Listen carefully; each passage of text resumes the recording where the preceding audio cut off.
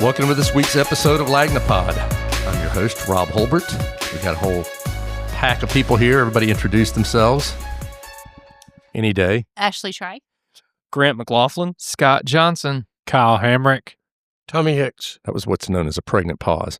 I'm sorry, that was my fault. That's okay. Well, you were looking up sound effects, right? No. So for whatever reason, I've gotten into some weird algorithm that wants to tell me all of the tragedies of the Kennedy women. And Okay. Which are many. And I don't know why. How did I get in this? But is the lobotomy included in that? Well, I mean, With it was Rosemary? like Joan Kennedy, apparently fresh out of a recent stint in rehab, went to the hospital to visit her nephew that was a preemie and gave it a Welsh music box Wow. that she gave They got you hooked. own preemie who goodness. died. And I'm like, why do I know this? I mean, I don't want to know How on this. earth did you get into But this? now it's just now it's more and more. Now it's just Jackie Kennedy's the fourth miscarriage down in Palm Beach. Sounds like AI. I think you're hooked. I thought maybe it was the new phone upgrade that we've been but that's suffering terrible through. too. I got that last night, and my phone is all freaked out now. But it's terrible. If you have an iPhone, don't do the upgrade. Did it come with a Camelot feature? Can I go back? The old one, the new upgrade. Yeah, the new upgrade. Did it come with a Camelot feature that has all the Kennedy content on it? I think it may That's be. the Camelot. Yes. I don't know. Anyways, don't Kilolot. don't do the everything. if you're always death. If you're listening to this right now and your phone is telling you to do the upgrade, don't. It's very weird. It's going to take you a lot of time to deal with it. This week we have obviously as we're sitting here on Wednesday, the city and county have just gotten into a huge thing over the last couple of days about rent. Yeah, it's been Who's paying the rent? Who's not paying the rent? It's As some of the TV What's stations up? have Nothing but the rent. Yeah, Let's nothing but the get rent. ready to And some TV rumble. stations have called them deadbeats, and The what was rent it? is too damn high. What that guy said in New York a while that's back. too Dang high. too blank and high. So where are we on this thing? We got the mayor talking about moving out of the government plaza building. Yeah. Well, first, how did we get here? I guess Back over the summer. Oh, we're going back to. We're going way back. We're in the back Wayback Machine way here. on back to the Well, summer. I let's think it's take going it to start away on back Monday, machine. but I mean, back to the summer works too. Well, What back in happened the back summer, in the summer? the county commission came up with new terms for the city's lease of 6.5 floors in Government Plaza, Gotcha. where they raised it by, Scott, I think it was 95%, 90%, 95%, roughly 90. Yeah. 90%. roughly 90%. The city has not paid this higher rent, and Well, they did not. They also don't have a signed agreement. Right? they don't have a All signed right, deal. we're getting a little in the weeds But here. that's why we're jumping forward to Monday. We're jumping forward to Monday. Sorry, folks, we're jumping to Monday, where County Commissioner Randall Doitt called the city out at the county commission meeting and said the city has not been paying its rent, and that's a problem. That's a big problem here. And he even mentioned eviction. Yeah, they were throwing that word around. We need to take legal action. And Connie Hudson was fired up, and Randall was fired up. Merceria was calm, as Merceria is always calm. She never gets fired up, really, but she was. But they were bent out of shape, saying that they're paying everything for the city, right?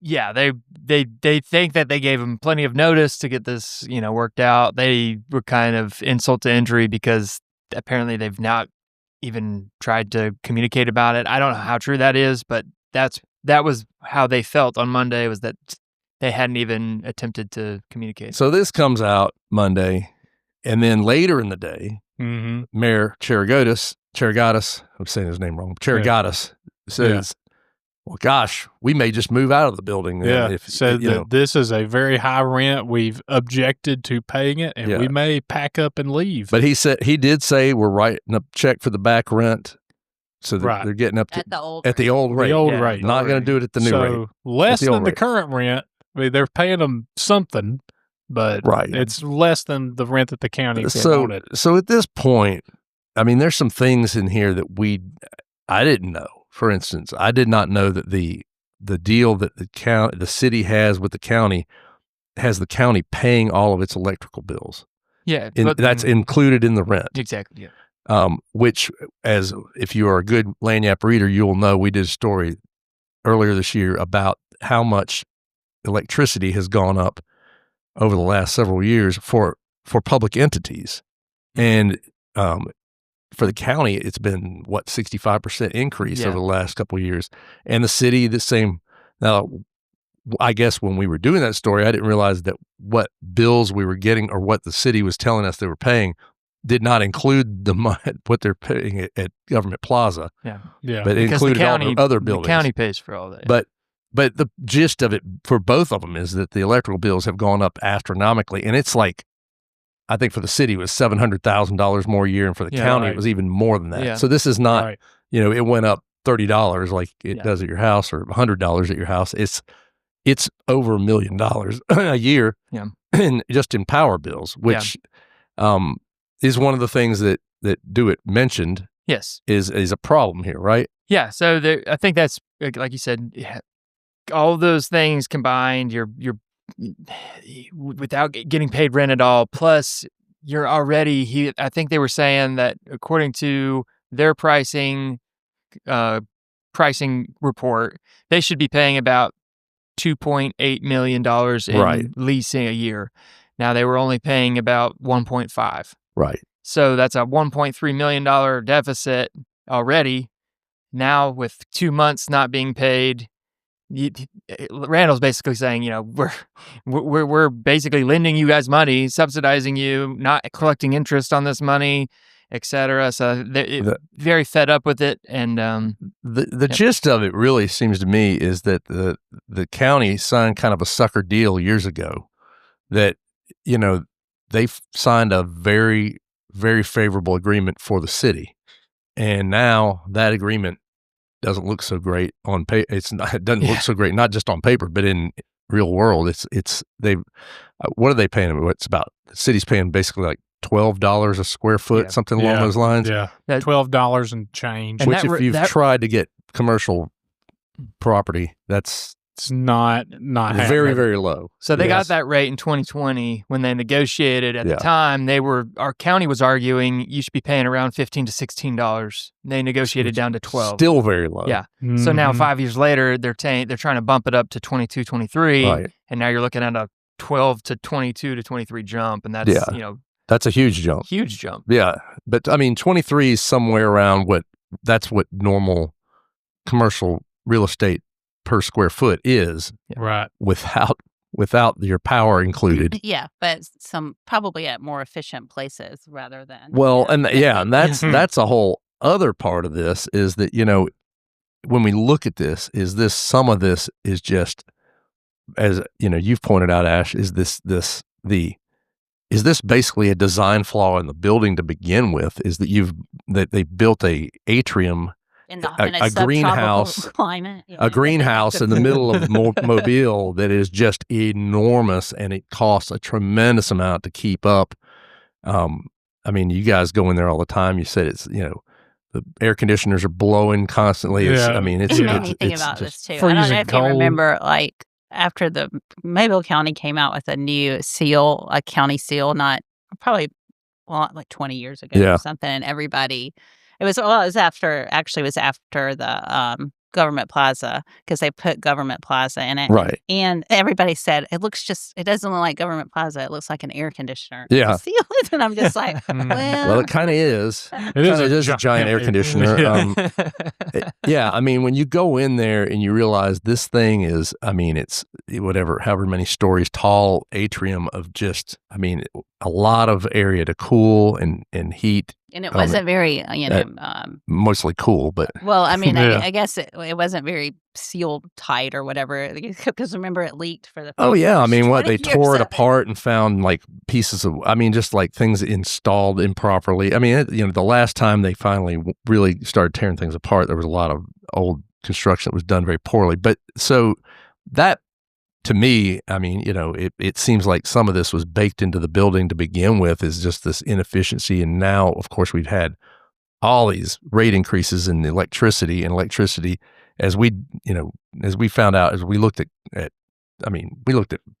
places in the universities across the state, the state buildings, state government. Everybody on the state level, the county level, local level, they're all paying far more for electricity than they used to, which, I mean, it's got to be a big part of this fight. I mean, and the need for the county to bump it up. And then you get, they pay for all the, janitorial. They're going to got to pay all those salaries and the police force they have there. So it's a lot of expenses that are kind of lumped into that flat rate fee the city gets. And I do think it has something to do with the internet sales tax too, because I think it's, we're going to get on that subject. We later, are going to get on that. Yes. But I will just say it's like in the argument over that, the city would be taking more money from the county. So I think that is their, they're saying, okay, well, you're certainly going to pay more rent if you're planning to do that. If you're about to do this, and we're going to get into that in just a minute. But just kind of wrapping this thing up a little bit too is that you have the mayor saying, hey, we're thinking about maybe moving out, which seems very far-fetched. And the county is acting as a landlord in this thing. When they built this building, said, hey, we're going to have the city as our tenant. It's a municipal building. I mean, it is. I don't know how they could. I mean, maybe they could rent these spaces out to private businesses. Maybe some law firms would want to be there for just the convenience of being there versus walking across the street or whatever it is. But is that really feasible? I don't know either.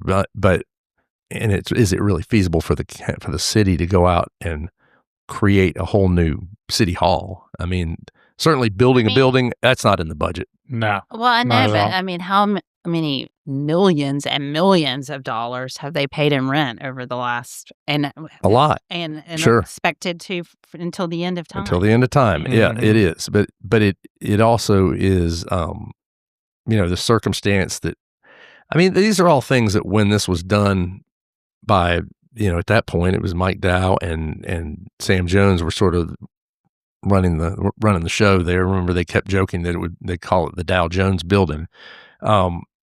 So this plan was kind of hatched back then. It does leave the city as constantly paying rent. I know a government entity is not the same as as a private commercial business or a business owner, I would never. I mean, it makes no financial sense at all to pay that much rent. I mean, we as a business, we paid rent for a long time, and the last time we were paying, as commercial realtors do, they keep jacking it up until you finally say, you know what, I can go buy a building for this. That's exactly what happened with us. It's like we're paying $40,000-$50,000 a year in rent. We're just going to go buy a building. I mean, it's crazy, and it does force that. But with the city's circumstance, it would be a very expensive proposition. And on top of that, if they're going to go rent somewhere, I don't think they're going to find anything any cheaper or much cheaper. Certainly, are you going to find somewhere that's cheap as what's being proposed, and they're going to pay for your utilities as well? I don't know. I've been told that there's very few options out there for what they could find. It sounds like it would be very low grade. Is what I've been told. It sounds very blustery to me more than reality. But the city's trying to say, hey, we got to do something. Well, we're kind of irritated. Yeah. Now behind all of this, and as you mentioned, is the SSUT, I always mess this up. Simplified Seller's Use Tax. It's the internet tax, right? The online sales tax. Online sales tax, yes. Yeah. And the argument over that being, in a nutshell, the city just signed on to a lawsuit that was started by Tuscaloosa. Right. And basically what they're saying is that the cities should get more of this money, that it's being dragged off and being distributed all over the state, primarily to the counties, right? Right. And the shift in this essentially would be if that lawsuit that Tuscaloosa started in Alabama, and Mobile signed on to is successful, the city would see about $34 million. The county would get about $15 million less. Yeah, that's right. That's right. And the city and county are on opposite sides of this here. Right. Because the county commission Association of the state has come out on the opposite side of this lawsuit from Tuscaloosa, saying that the way things are needs to, stay the same. Because they get more money. Because they get more money. They're not necessarily opposed to the big cities getting more money, but they want each city to work it out. Individually. With their county, so it doesn't mess up the whole thing. Thing. That's right. I mean, that, the net gain on this thing is, it looks like the net gain to the area would be close to $20 million. Right. And to Mobile, to the county. Well, I'm just saying to Mobile, and if you take the counties away and you take Mobile's, it'd be roughly $20 million. Is there a way to do it where both of them benefit? Is there a way to make the county whole? The city is going to argue that they've already lost that money. Because I mean, what their argument is basically, you think about it, back pre-internet sales and pre-internet tax, everybody was coming to Bargate out to the brick and mortar stores. Even if you lived in a rural county, you were still driving down here, or you lived outside of the city limits, and the city was getting that tax. That is no longer happening. They've already lost millions and millions of dollars. The penny ain't worth what it used to be. Right. And their point is, well, we still have to keep all the infrastructure for the hospitals that all of these people are getting. And, all the city centers have to be upheld. So all of these little counties are benefiting, and then the cities are. They're dragging it off to the little places and giving them more money. Which is great for them, but you can understand both sides of the argument. Just let the little counties dry up. We've been doing that, right? I'm joking. I can tell you, as someone who drives through them quite often, they are doing that. They are drying up. Enough on their own. Well, this fight is definitely one that has got a lot of people's attention, and I don't, it's hard to look at it and say, one side's right and one side's wrong, really. I think there's a lot going on both sides of it, but I do think there's probably some behind the scenes feeling about, I'm sure that the county was well aware the city was about ready to jump on this lawsuit too. Yeah, I'm sure they were. But I think probably I would say the tackiest part of the whole thing is just not going down and talking to the new mayor before. They literally are on the same floor. Yeah, same floor. Plaza. Right across the hall. It definitely, none of it looks good in terms of blasting each other. Especially with Connie Hudson taking part in that, it looks like sour grapes since she was beat by him. Randall Doitt is always sort of a firebrand, so it's not unexpected either, but yeah, they definitely have, in the newspaper world, more power to us. But I'm just saying, it is one of those things you think, hey, they could. Well, you just want to start off on a good foot with, the new mayor. But it is a I also think, and I think somebody said that earlier that asked that question, is like, is this just sort of like a move because there's a new mayor, and and I think there are times, at least the times we've seen new mayors come in, which it hadn't happened a lot, but when you see it, it always seems like there's a little bit of a push to say, let's take back some land here, and that kind of, and to see what's going to happen, what the new mayor is going to do about it. But we will obviously keep a track on this thing. We're working on it more and more. We're going to take a quick break. We're going to come back and talk with Tommy Hicks about a local football coach going back to the pros. We'll be right back.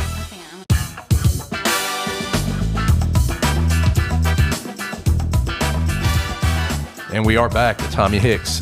So, Tommy, the big story around here this week is Phillip Rivers.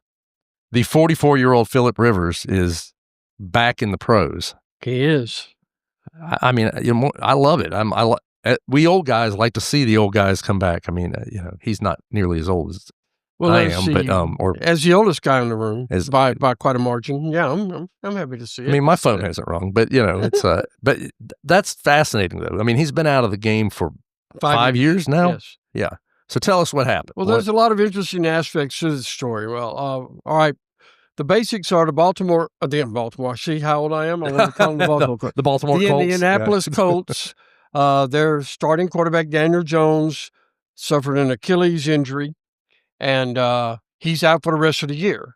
The backup quarterback, who, like Phillip Rivers, is from Fairhope, Alabama, Riley Leonard, played at Duke and at Notre Dame. He came in to yeah. replace Jones and injured his right knee. And they do not know if he will be available for Sunday. Right. Richardson, who they drafted, is on the injured reserve list. So they're down to Ripien, who was on the practice squad. Who was a guy squad. who had really good tickets, and they gave him a shot. They said, "Look, your box seats are nice, but how about this? Come on out on the field." Yeah. So they call Philip Rivers and say, "Hey, would you be interested in coming out?" And in typical Philip, "Dadgum, yeah. Gosh darn, I'm going to do it. I'm your guy. Let's go. Let's talk." So they called him Sunday night, got him there Monday.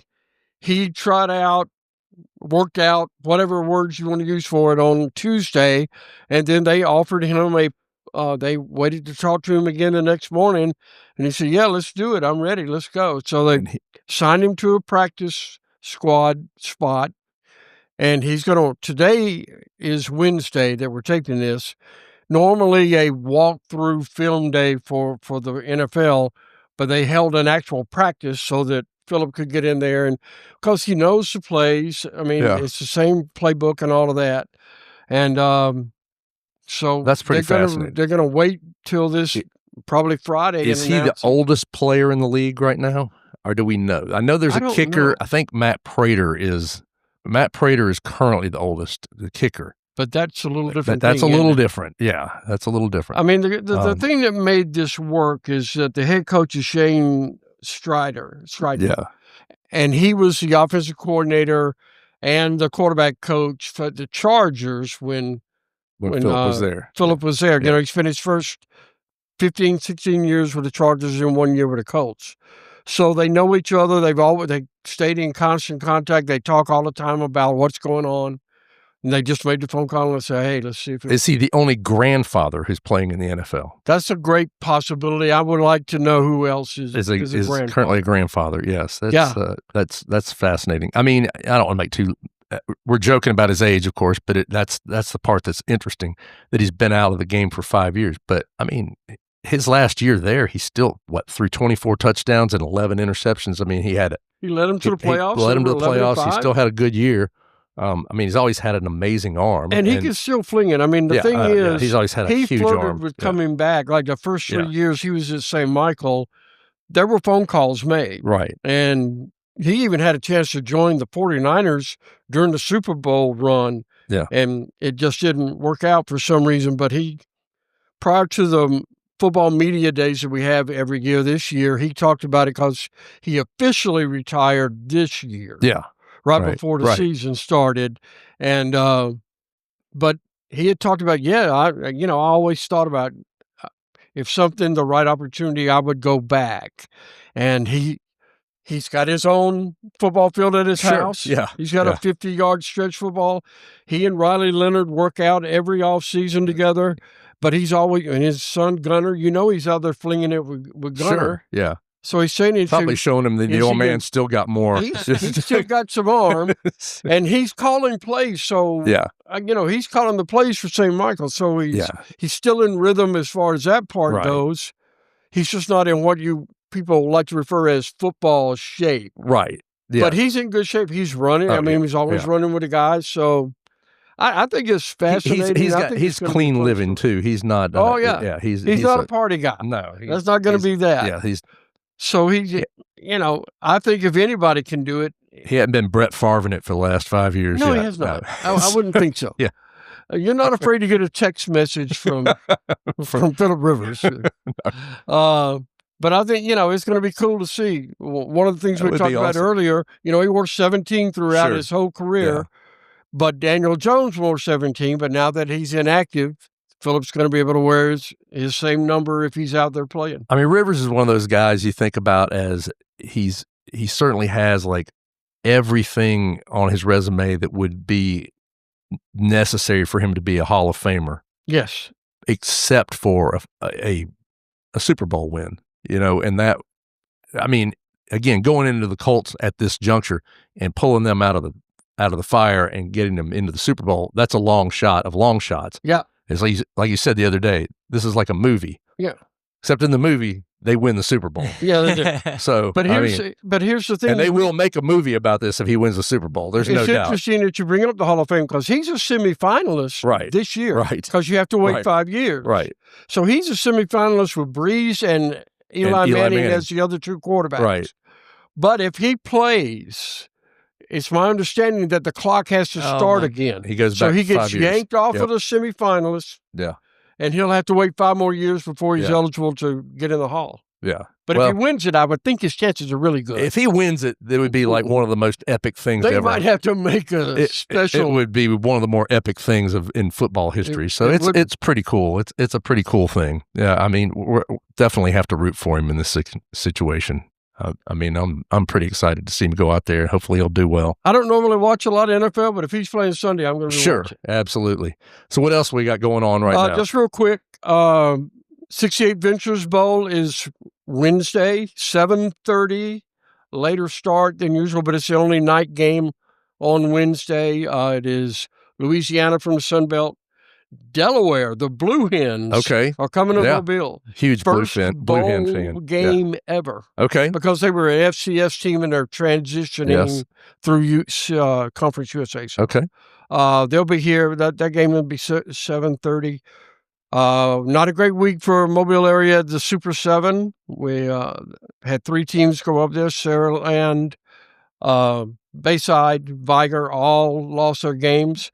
It's only the second straight year we haven't had a state champion football after an 8-year run. We've been a little spoiled lately. We had at least one. So big week as far as that was concerned. Well, it better luck next year to the teams, but we did have several that played in the championship, so at least they're up there. Oh, and then we got to mention, of course, Alabama made the playoffs. Alabama made the playoffs. Yes, they did. And they play next Friday night against Oklahoma. That's going to be a rough one. It's going to be an interesting game. That will be good. It will be good. Well, thank you, Tommy. Right. We're going to take a quick break. We'll come right back for a little short talk after this.